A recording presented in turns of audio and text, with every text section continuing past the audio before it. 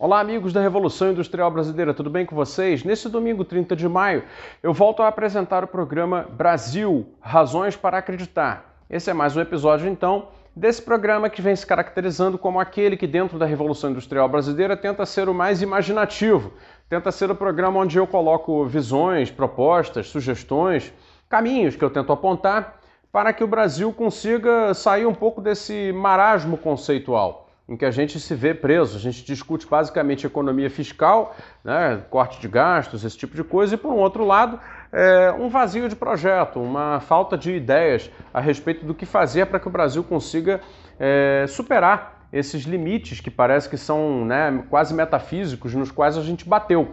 Um país que não consegue resolver a extrema pobreza, um país que não consegue resolver sua infraestrutura, um país que não consegue gerar emprego para todos, um país que não consegue, afinal de contas, chegar àquele desenvolvimento mínimo que dê condições mínimas de qualidade para todos os seus cidadãos. Então, o Brasil, Razões para Acreditar, tenta elencar elementos, possibilidades, e a gente, refletindo juntos, através dos comentários de vocês, vamos construindo isso. Lá no grupo do Telegram da Revolução Industrial Brasileira, é um ótimo ambiente que você pode entrar aqui nele a partir da descrição, todo mundo pode entrar, é gratuito, você pode continuar, né, essa conversa. Se você se interessa pelo Brasil Razões para Acreditar, é um lugar para você exercitar lá comigo um pouco mais dessas reflexões. Se você tem uma visão já mais de economia mesmo e quer discutir algum assunto relativo a assuntos econômicos, também lá é um bom lugar para isso, então está convidado. Eu queria entrar então no assunto do Brasil Razões para Acreditar de hoje, que é algo que eu considero muito importante para que a gente possa realmente vislumbrar futuro, que é o seguinte: nós vivemos, você sabe disso, uma desindustrialização muito acelerada, muito forte, e que condena o Brasil justo naqueles setores mais complexos da nossa economia. Nossa indústria, e principalmente a parte dela mais sofisticada, vem perdendo espaço na economia brasileira. O coeficiente de importados vai aumentando, naturalmente com isso vai se diminuindo a produção doméstica, isso desencadeia, né, os processos produtivos, então as empresas vão ficando isoladas dentro dos processos produtivos, frequentemente dependendo de fornecedores externos ou dependendo de compradores externos. Então todo o tecido econômico começa a deteriorar e reprimarizar, perdendo complexidade num processo galopante de empobrecimento do Brasil, né? O empobrecimento do tecido produtivo é o empobrecimento do Brasil. Mas acontece que nós temos uma coisa que eu chamo de indústrias remanescentes. As indústrias remanescentes são aquelas que estão aí ainda, né, preservadas. E embora eu sempre diga que indústria não é nem empresa, indústria muito menos ainda é fábrica, indústria é um sistema produtivo e por isso mesmo só pode ser entendido diante de sob um olhar maior, um olhar mais dinâmico e um pouco mais abrangente.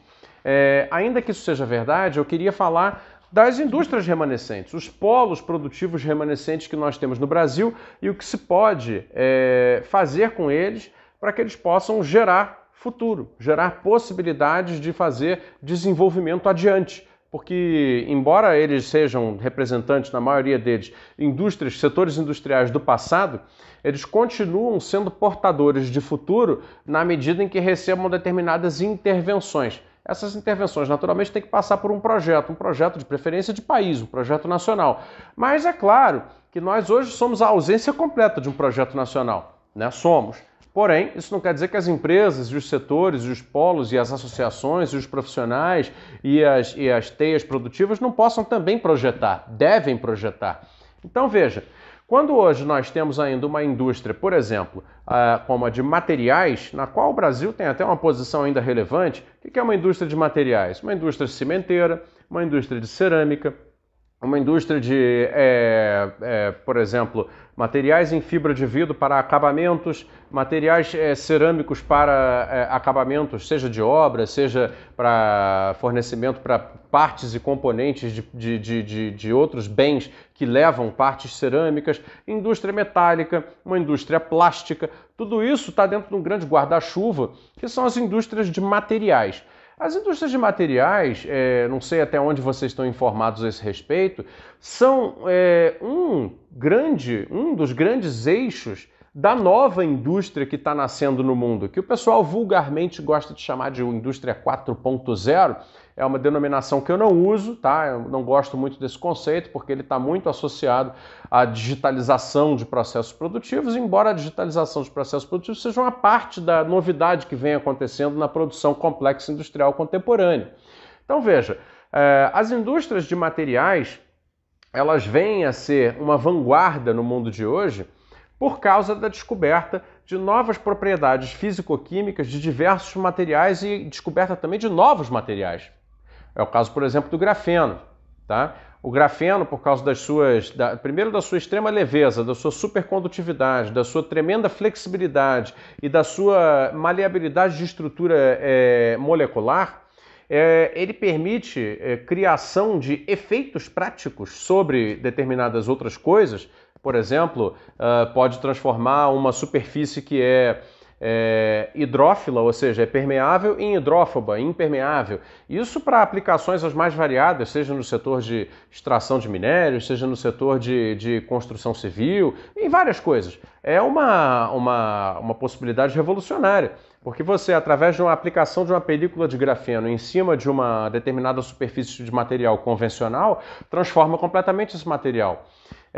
E aí, quer dizer, você começa a perceber que todo o ramo dos materiais vem se transformando no sentido da novidade tecnológica do próprio material que vai virar alguma coisa. Muitas vezes essa coisa sequer expressa na sua aparência ou às vezes até mesmo no seu preço, não expressa a quantidade de tecnologia de materiais que existe embutido ali. E o Brasil, com a sua remanescente indústria de materiais, tem, portanto, base produtiva para dar um salto rumo à indústria do futuro no que diz respeito aos novos materiais. O Brasil tem condições, por exemplo, de fazer pesquisa e inovação em cimento, cerâmica, plástico, vidro, metais, etc., através da agregação de ciência e tecnologia. Grafeno é, logicamente, uma parte disso, mas não esgota o tema, visando a criação de um novo cimento, um novo vidro, um novo plástico, um novo metal, e assim vai. Ou seja, o mundo inteiro está pesquisando isso. Os países avançados estão fazendo pesquisas em novos materiais. E nós temos uma indústria de materiais já existente. Ela é uma sobrevivente da desindustrialização. Então ela tem, por obrigação agora, projetar o futuro através da sua associação com ciência e tecnologia, com as universidades brasileiras e também com empresas como, por exemplo, a Ux Graphene, que eu mesmo entrevistei aqui faz alguns dias, você pode procurar essa entrevista no canal, que é uma pesquisadora de grafeno, desenvolve produtos de grafeno e que está aí tentando se associar com outras empresas visando gerar produto, visando a gerar tecnologia brasileira para sofisticar a base produtiva do país. Então aí você tem todo um caminho de futuro para as indústrias remanescentes do Brasil, que são da área de materiais. Eu queria destacar também um outro caminho a seguir, a partir do qual se pode puxar um grande fio de progresso e evolução econômica, tecnológica, em cima de uma indústria remanescente do Brasil, que é um caminho que foi seguido pela Turquia. Ora, todo mundo sabe que qualquer investimento em infraestrutura pesada é demandante de muitos equipamentos e máquinas, né? Todo mundo sabe disso. Das mais variadas, desde aquelas que são categorizadas como máquinas de construção, como também motores, compressores, veículos, na verdade, equipamentos menores, até mesmo tecnologias mais nobres, do tipo, por exemplo, monitoramento satelital, infravermelho para fazer observação subterrânea. É uma série de tecnologias associadas à infraestrutura. Eu vivo falando disso aqui e acho que o Brasil, como é um país ainda muito carente de infraestrutura e precisa fazer relevantes investimentos na sua infraestrutura, não vou nem entrar na discussão se os investimentos precisam ser públicos, privados, porque acho que a opinião já é conhecida, precisam ser majoritariamente públicos, embora não deva se excluir o agente privado. É uma complementação que precisa ser feita, mas o fato é que o Brasil precisa urgentemente de volumosos investimentos em infraestrutura. Esses volumosos investimentos em infraestrutura devem ser um grande driver, devem ser um grande demandante de tecnologias industriais de infraestrutura, todas essas que eu vinha mencionando antes. E assim como a Turquia fez, que foi, junto com seus investimentos em infraestrutura, carrear uma importante indústria de equipamentos e máquinas, o Brasil, que tem uma indústria até razoavelmente relevante ainda hoje de equipamentos e máquinas, poderia fazer a mesma coisa. Então, assim, Se você consegue destravar esses investimentos em infraestrutura de verdade, não isso que está acontecendo aí agora, que é muito pouco, né? Mas destravar mesmo, 300 bilhões de reais por ano, 400 bilhões de reais por ano, tudo isso vai ter que, então, ter uma estratégia de reindustrializar o nosso setor de equipamentos e máquinas, visando a fazer a mesma coisa? Não. E esse é o papel do setor industrial. Perceber que, então, ele vai precisar, uma vez recebendo essa grande demanda, renovar o seu padrão tecnológico. De forma que, por exemplo, nossos fabricantes de equipamentos hidráulicos vão ter que desenvolver muito mais do que essas plataformas de acesso à rede elétrica, que nós ainda conseguimos fabricar para manutenção de redes elétricas, podas de árvore, etc. Vamos ter que transformar isso no quê? Num grande setor de elevação de cargas pesadas, leves e pessoas. É um outro conceito que precisa começar a nascer dentro desse setor. Logicamente que ele não vai conseguir fazer isso sozinho, vai conseguir fazer desde que exista um plano para isso. E o plano para isso precisa também, logicamente, incorporar a ação pública como direcionador desses investimentos e a ação privada no sentido de entender que tendo demanda, vai suprir a demanda. Né? E aí a gente vai revertendo o processo de importação crescente dessas tecnologias e revertendo pelo quê? Pela oferta doméstica crescente dessas tecnologias, até chegar a um ponto em que o setor de equipamentos e máquinas do Brasil, depois de tomar um belo banho de demanda em alguns anos de investimento em infraestrutura decente, né, pode se tornar um exportador de tecnologias mecânico-hidráulicas, eletromecânicas, as mais variadas, que são as que são usadas para as diversas fases dos grandes projetos de infraestrutura. Então, assim, existe muito caminho aí para pegar essa indústria remanescente brasileira, que inclui tratores, compressores, motores elétricos, motores a combustão, são pequenos, eu sei, mas existem, na verdade, caminhões de mineração, retroescavadeiras, escavadeiras e outras coisas, perfuratrizes, nós ainda temos empresas relevantes no setor de perfuratrizes, e tudo isso pode se transformar em um pouco mais da mesma coisa. Porque todo esse setor tem a característica de se derivar em nichos cada vez mais específicos. E nesses nichos, o Brasil não consegue crescer, porque as empresas estão muito entrincheiradas naquilo que já sabem fazer, porque não há o ciclo de demanda e nem projetos de longo prazo para fazer com que elas cresçam. E aí a tendência delas, logicamente, é a venda. Elas se venderem, se elas forem boas empresas, ou simplesmente falirem, terminarem, se elas forem empresas menos competitivas. Isso vem sendo a crônica, né? Vem sendo a realidade dos últimos anos. E com isso vamos perdendo tecidos industriais, vamos perdendo tecnologia, vamos perdendo qualidade de emprego, perdendo renda e vamos empobrecendo. Então é evidente que essa é uma das tarefas a cumprir com as indústrias remanescentes do Brasil. Outro setor que também é um driver de reindustrialização nova para o Brasil é o setor de manutenção urbana no geral. Mas dentro dele eu queria falar de dois especificamente. A gestão da coleta de resíduos sólidos nas cidades, né, coleta de lixo, assim como limpeza urbana também, que envolve a fabricação, a potencial fabricação, porque hoje nós estamos importando isso, né, de implementos rodoviários que fazem o tratamento imediato do lixo assim e da limpeza urbana, assim que, né, no ato ali na rua da sua casa, das quais o Brasil participa apenas com um implemento, que é o famoso caminhão de lixo, né, que é o caminhão caçamba, né, que ele recolhe, o caminhão compressor caçamba recolhe e comprime o lixo e leva para o lixão ou para o aterro sanitário. Mas existem muitos outros implementos que vão atrás dos caminhões e que fazem coisas muito interessantes e que poderiam ser, por essas mesmas empresas que fazem o compressor, poderiam também ser desenvolvidos. Por exemplo, limpadores de sarjeta, desentupidores de ralo, de valas, né, como é que se chama isso? De bueiros, limpadores de rua, né? Aplicadores de produtos químicos, pulverizadores, etc.